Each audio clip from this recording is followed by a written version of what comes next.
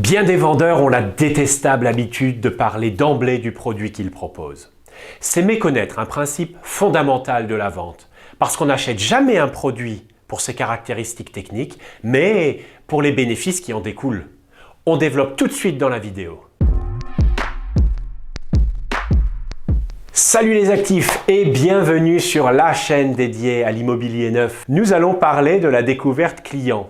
Cette vidéo, qui fait partie d'une série de 5, la précédente est à retrouver ici, est centrée sur l'importance de découvrir la personnalité de vos prospects. Si vous avez des questions, des thèmes à aborder, n'hésitez pas à noter tout cela en commentaire, vous avez l'habitude, je les lirai et y répondrai personnellement. Et si vous souhaitez me rendre service, m'aider à développer cette chaîne, et vous diffusez auprès de vos amis, connaissances et sur les réseaux sociaux. Savoir quel type de logement désire votre prospect, à quelle distance de ses centres d'intérêt il devra se situer ou encore comment il compte le financer, ce sont là des informations capitales, aucune discussion possible. Mais avant cela, il est indispensable de passer un peu de temps sur le plus important, à savoir la personnalité de votre acheteur. Il vous faudra détecter ses motivations profondes, voire même mettre en lumière des éléments que lui-même n'aurait pas intégrés pour cet achat qui sera certainement le plus important de sa vie.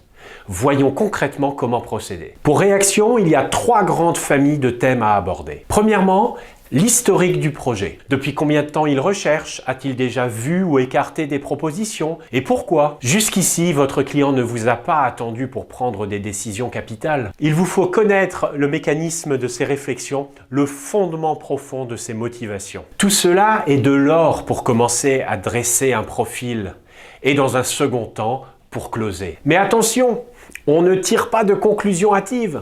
Que le client recherche depuis un jour ou un an ne signifie pas grand-chose à ce stade précis. On collecte de l'information sans la commenter ni la juger. Second point, son logement actuel.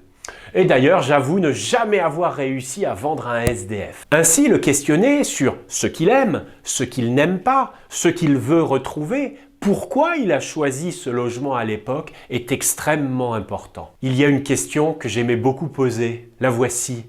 Si j'avais une baguette magique, quels sont les éléments que je devrais changer pour qu'ils vous plaisent encore? Imaginez une réponse rien, juste une terrasse et une chambre en plus. Le temps et l'avantage que vous venez de prendre vis-à-vis de vos concurrents est énorme. Troisième point, sa vie.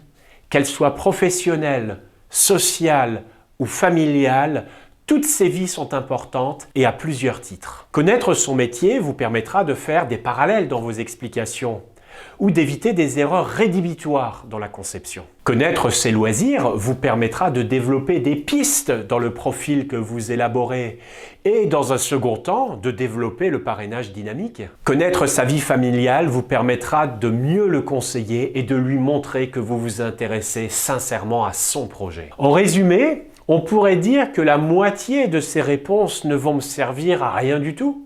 Et je suis d'accord avec cette assertion. Mais comme je ne sais pas quelle moitié sera inutile, je garde les deux. Alors comment savoir quand on est arrivé? Personnellement, je m'arrêtais quand j'étais intimement persuadé de 2 choses. Que je maîtrise les processus de réflexion et de décision de mon prospect. Et 2, que j'en sais assez à son sujet pour faire émerger les besoins latents non exprimés. C'est tellement plus efficient de concevoir un projet quand on part sur des données probantes que quand on part sur un simple ressenti.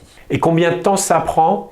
Comptez à peu près 20 minutes pour cette partie-là. En résumé, on conseille, on s'intéresse sincèrement au projet de son client, un peu comme si on conseillait un ami. Mais surtout, on se garde de tirer quelques conclusions que ce soit. Ça arrivera bien assez vite en fin de découverte. Maintenant que nous connaissons notre client, nous allons pouvoir entrer dans le vif du sujet. Mais du triptyque, emplacement, logement, financement, par lequel des 3 va-t-on commencer? On en parle très rapidement dans une prochaine vidéo. Voilà, c'est fini pour celle-ci. Vous avez l'habitude, commentaires, questions, c'est ici. Et puis on diffuse, amis, proches, famille. Moi, je vous dis à très vite. Bye!